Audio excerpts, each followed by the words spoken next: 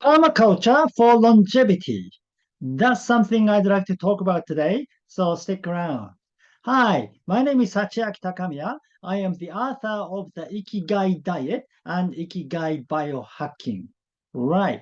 Okay, so I have been talking about exercises, right? Okay, so today I'd like to add something else in your exercises, something about your daily movement. Yeah.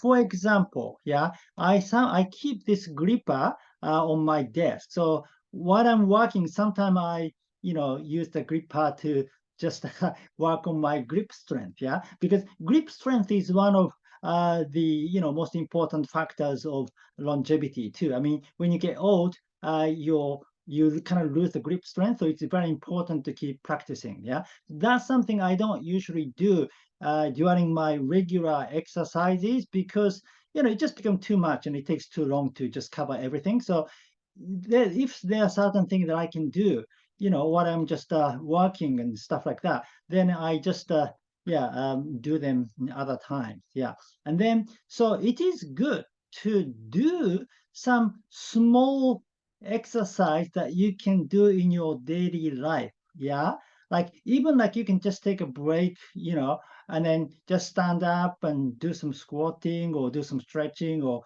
something just for just short time, like 1 minute is okay. If you take a break, once every hour, then you can get something. Yeah, right. Like maybe Sinclair uses standing chair, which I don't. I mean that's one option. I mean if you like stand while you're working, I mean that would be great. But I don't like to just use it because I mean, I'm a writer, writing is very important for me, and I need to be comfortable when I write. I want to be sitting down and feel comfortable to write, and I don't want to write when I'm standing and stuff like that. So, I mean, a lot of people do stand. So, if you like that, then you can do it. But the idea is to incorporate, yeah, some kind of movement or exercises into your daily life. Also, I work on the second floor. Yeah. And so I use stairs a lot. In fact, I go up and down the stairs about 15 to 16 times each day because everything else is downstairs. Yeah. The kitchen is on the first floor. The bathroom is on the first floor. So each time when I go to the bathroom, I have to, use the stairs. Or each time when I go to the kitchen, which is quite frequent because I make coffee or I make matcha green tea, and of course, lunch and dinner and so on. And then sometimes when I have lunch, I actually go down to the kitchen several times because I first start eating salad, and then I'm actually still cooking, and then I start eating salad. Then when I finish eating salad, I go back to the kitchen and pick the next dish and so on. So yeah, I mean to complete one lunch, I go down to the kitchen my 3 or 4 times. Yeah. So yeah, that is a good way. So I do end up like walking a lot at the end of the day. Yeah. Um, for example, when I go shopping, sometime I told you that I cycle to the supermarket, which is about 5 kilometers away. So it is a good exercise. But this is not so much exercise. It's like a daily chore. Yeah, just like going to the supermarket. Yeah, and you can. Yeah, I mean the gardening is the same thing too. But you can also go to your garden, just walk around your yard and just walk around your house and stuff, and within the house you can do quite a bit of walking if you want. Yeah.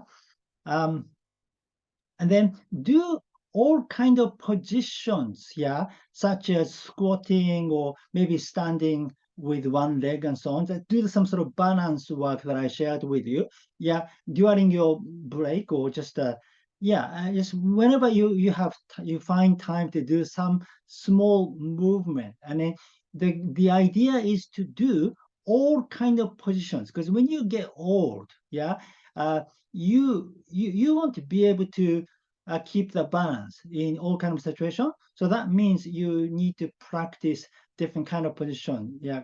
So you're lying down to just get up and stand up, or from sitting position to get up and stand up, and so on. Yeah. And that's something you can do in your daily life. Yeah. And then the posture is another thing. Yeah. So I I go Nordic walking, which is a good way to train to the condition for your spine to become straight. But I pay attention to my stand, what I'm sitting to, and what I'm walking or standing and so on. So you always, and also I have a tendency to have this shoulder slightly lower than this shoulder.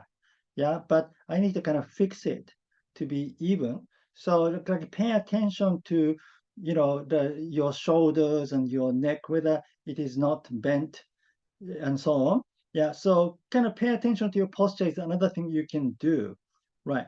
And then, so I talked about stairs, right? So let me talk about permaculture in relation to that. Yeah, so permaculture. Permaculture is a kind of a farming method, or more like a environmental design or sort of landscape design kind of method.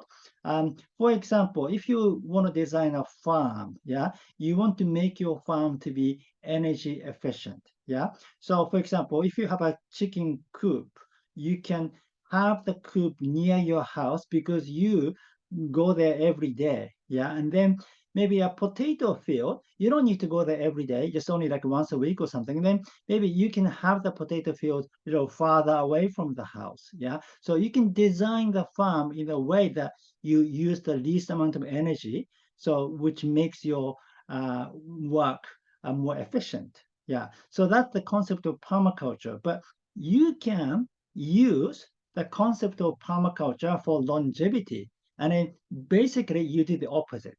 Yeah, you design your house to make sure that you use your energy, like you end up walking and using your body a lot. So having your office on the second floor is one way, so that you have to use stairs, every day. So I use stairs 16 times a day, right? So which, ends up becoming quite a bit of a workload. So it's a great idea. Or just, maybe design your bathroom to be kind of far from your, work space, and then you have to walk to get to the bathroom and so on. So some kind of thing you can do. I mean, if you're building a house from the beginning, then you can also think of the longevity, yeah, to design the location of rooms and so on too. Or if you're moving to a new place, you can even choose a place based on this concept. For example, if you live in a hilly place like San Francisco or Brighton, UK, yeah, it's very hilly, so you end up walking up and down the hill a lot.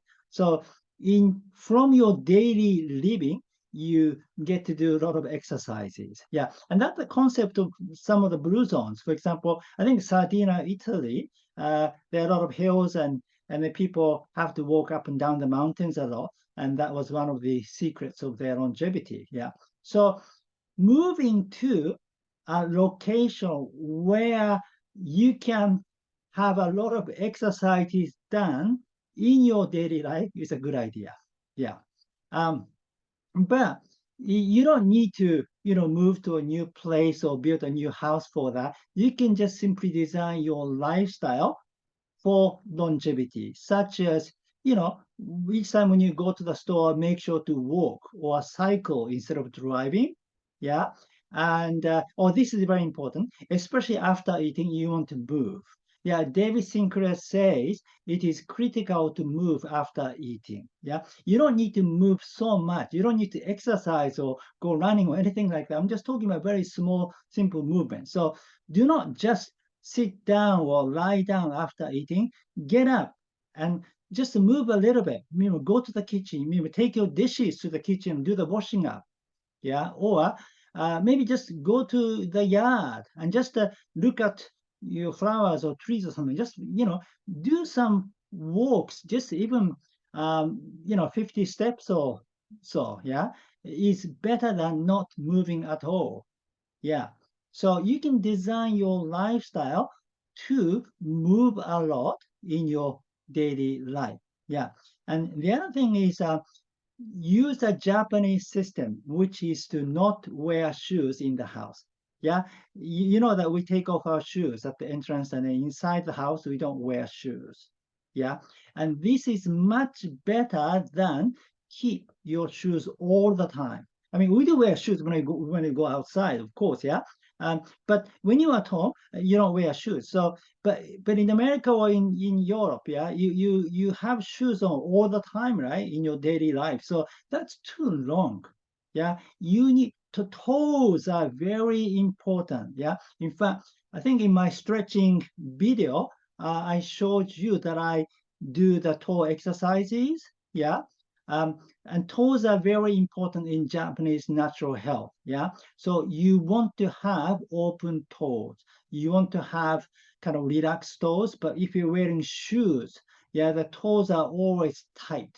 Yeah. Your feet are always tight, which are not good for the feet. Yeah. So, yeah, and then you can do that, right? Because it's in your house. It doesn't matter whether you wear shoes or not. Even though you live in the Western style house, you can choose not to wear shoes inside of your house, and then that makes a lot of difference. And then in the summertime or probably spring to autumn, I don't even wear socks. Yeah, I like to have toes open, but in the wintertime, it becomes cold, so I have to wear socks. But you can find toe socks now, with all the five toes are kind of it's more almost like being a barefoot even though you're wearing socks. Yeah, that's a good idea to wear those in the wintertime. Yeah. So yeah, small thing like that, yeah, makes a lot of difference. Okay, that's it.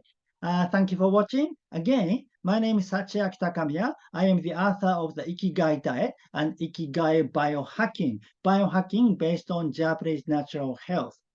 Oh yeah, one more thing.